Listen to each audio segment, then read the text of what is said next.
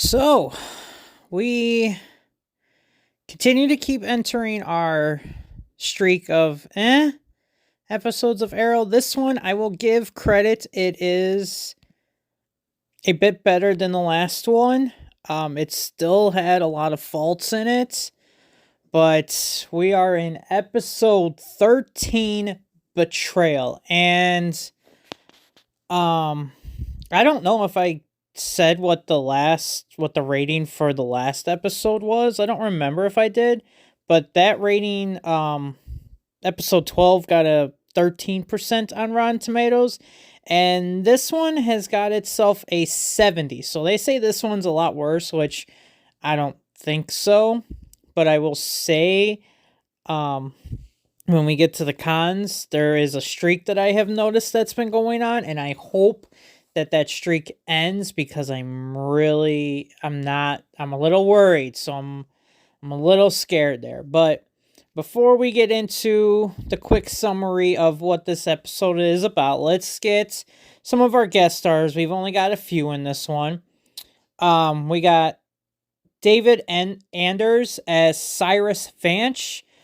And then we've also got Manu Bennett playing Slade Wilson. So, you know what one of the pros is already going to be, because this character is by far one of the better villains in this series that I remember. So, obviously him being introduced, you know what's going to be a pro in this one.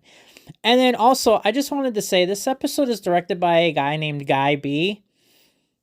I don't know anything about him. I don't know what else he's directed. I just like that name. That is a pretty decent, that's a name you don't see every day. That definitely stands out for sure. Guy B. But yeah.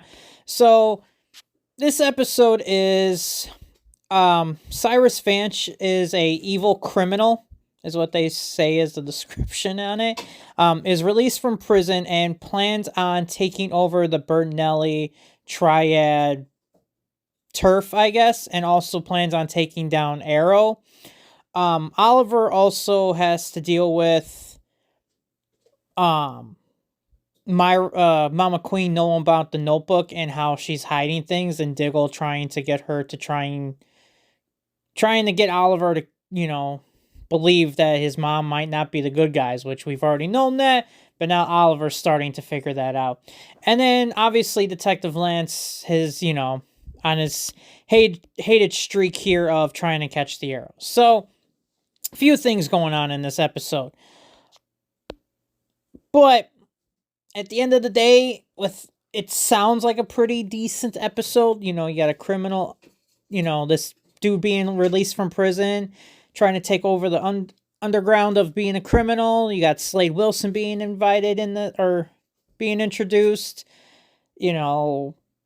Oliver figuring out what's going on with his mom. There's a few things that are going on here. But, yeah, overall, I'm giving this episode a C. I thought about giving it a C-, but I don't think it was as bad as the last episode. The last episode, Vertigo. But I don't think this episode is as good as episode 11. And that one wasn't the greatest, but it was also not one of the worst. And yeah, some of the cons, Oliver's blindness. Diggle calls him out on it. He said if this was anybody else, you would have been already hooded up and over to their place. But because it's your mom, you're blinded. And then you're also blinded when it also comes to Laurel. So, you need to get the blinders off and, start focusing. Because when you have your loved ones in your crosshair, you don't think straightly. And we've seen that time and time, at the prison, Oliver was trying to protect Laurel and ends up almost beating the guy to death, which freaks out Laurel. The last episode of him being stubborn with Thea trying to get the counts. When someone's in trouble, Oliver doesn't think. Even when it came to his mom almost getting, when his mom almost died because of her, Helena Bertinelli, he just went into psycho mode, So his blindness is really there, and you really get it in this episode. He 100% cannot accept the fact, even though he tried doing the same thing to Diggle in episode 11. So the fact that Oliver can't even see through his own BS, and he's trying to, he tell Diggle almost the exact thing that Diggle is telling him now, and he just can't comprehend it. Like, you should figure that out, Oliver. Like, you should know, maybe I need to turn my blinders off and maybe see what's actually going down. Maybe maybe not say 100% you believe it, but maybe go and investigate just so you can prove that your mom is clear of everything, and that there isn't anything going on. But instead, it takes us almost the entire episode for him to finally come to the realization, and Diggle doing some dirt to pick up some stuff and saying, like, look, Oliver, I didn't want to be the one to tell you this, but here's the proof. So, yeah, the blindness, I can't blame him for it, but at the same time, like, you can't tell Diggle the same thing a couple episodes ago and then not take your own advice, It's just a little rough there. Lance's hatred. Yet again, another episode where he's the worst part, and I'm kind of glad he gets his comeuppance. Like, I even put that as a pro, but his hatred is obviously, it's the same thing with Oliver's blindness. He's so focused on his hatred, and even Laurel calls him out on it, which I also put that as a pro later on. It's just, she says, like, what, you're gonna arrest him and then what, find another criminal to blame why mom left, why Sarah's dead, and I believe her, like, I am 100% on her side. Like, dude, I get it. I'm not gonna gripe over this again because I just talked about it in the last video, and I'm not gonna keep doing this, but I'm gonna keep putting it down as a con because it's one of the worst parts of an episode, and I'm so sick of it. And I'm tired of it. I'm glad he got his comeuppance on this. Maybe it will change in later episodes, and we'll finally get some, growth of, okay, I can hate him, but I won't let my hatred be my focus on him. So I'm hoping, but who knows at this point. And then the lies. I hated how everybody is just lying and nobody can be straight with anybody in here. Between Mama Queen hiding the whole, like, I get why with the lies, but at the same time, you have to know when they come back, they're going to nip you in the butt really hard. And no one can feel bad for you, especially if you've been hiding them for so long. Like, Mama Queen hiding the whole thing with, if she just told Oliver, like, look, there are some things that your father and I got into. I don't want you to know about it because I don't want you guys getting involved with it, but I'm trying to handle it. That would be fine. You're not telling him everything, but at least you're giving him that idea that, yes, I am doing some stuff, but I don't want to be part of it. I'm kind of stuck in it. That would have been fine.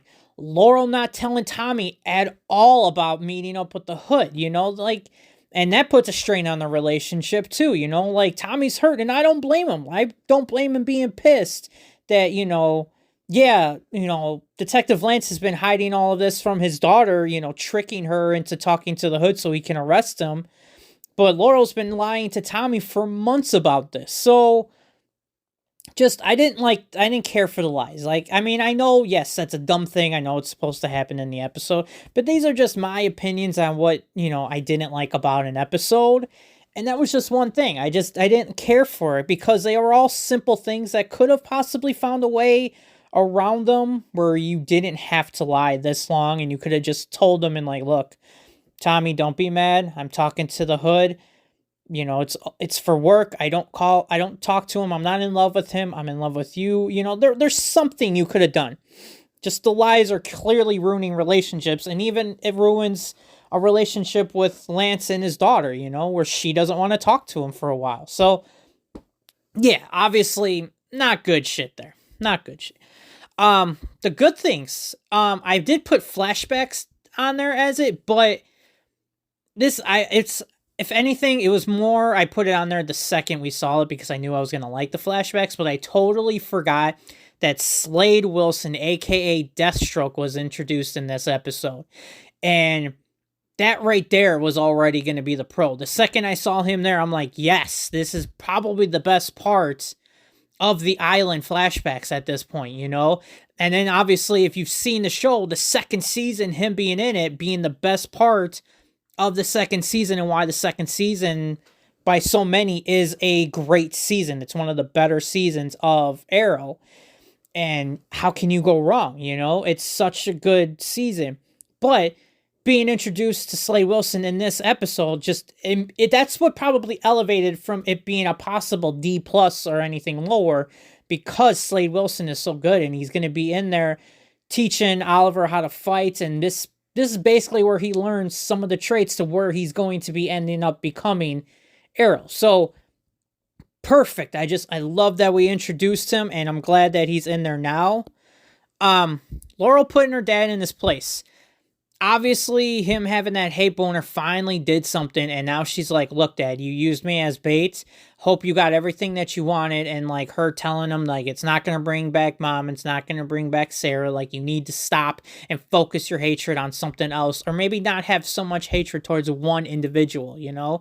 Maybe hate yourself more than you should hate them. Like, it's not only their faults. Have you looked in the mirror? Like, I like that she put him in his place. Also Lance pays for his hatred. Like, I guess these two could go in as the same, be the same thing, basically, because obviously, the villain finds out what's going on and ends up kidnapping Laurel because of this. And obviously Lance figures out that there's a rat in the police station, and that's the only way they could have found out that Laurel was connected to the hood. So, yeah, it kind of comes back in his karma to him. So I kind of like that he got his comeuppance, and maybe he'll slow down and stop being so hatred, 100% of his energy towards the hood and Oliver. Maybe that will change, and hopefully this becomes even a better thing. Hopefully this turns into being a pro for the rest, and it changes Lance for a little bit, maybe for the better. And then the last thing I have, I wasn't sure where to put this, because the villain, he's not the greatest villain. I wouldn't say he's a guy that I've cared for, and that's what I'm worried about with the last 3 episodes. The villains have not been great. Vertigo and then, Diggle's commanding officer, like, they have not been good at all, or they've been very predictable. This guy, he's kind of smart, because he's even telling Laurel, like, the guy, the arrow only carries so many arrows, and that by the time he gets into here, he won't have any arrows. Like, I like that he at least thought about it, and he was smart, knew how to get to Laurel and the hood, or knew how to get to the hood because of Laurel. Like, he had his moments where he was smart, but overall, I didn't really care, he just didn't do anything I don't know what he was missing. But he still didn't seem like a great villain. He seemed like he had the right mind, being kind of smart here. But at the same time, like, is he just another gangster wannabe, that wants to take over? So, I mean, it didn't do anything for me at all. And I'm a little worried that the villains that we're getting in these episodes aren't really good. And I'm worried that they're not going to get any better. Like, are we going to finally get a good villain again?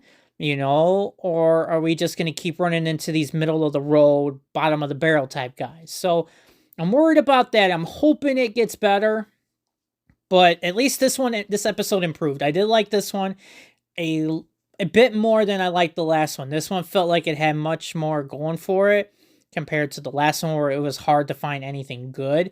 This one, I was able to find good things about it. So hopefully that means that we're starting to trend upward now. We had to hit the pothole, and now when we got the tire fixed, maybe, the tire will run a lot better and the car will be moving here. So I'm hoping that's what happens, but obviously we'll have to wait and see what happens in episode 14 if we get something good.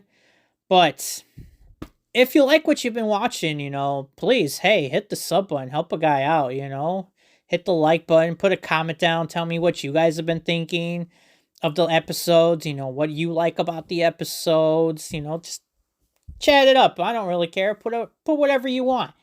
If you want to give it a rating between 1 and 10, so this episode's a 3. Like, I want you to put whatever you want. I'm cool with that. So, yeah, so we're getting there. We got 10 episodes left, so we're hitting that final stride. We're getting there. We're almost done with season 1 here. This is a long episode. Obviously, Rick and Morty and Ninja Turtles are a lot shorter, but this one will be our longest one. So I'm not sure what I'm going to do for my next season, But, put in the comments what you guys want to see. Hit the sub button if you like what you're seeing. Watch the playlist for the other episodes we've gone through. And yeah, I'll see you in the next one.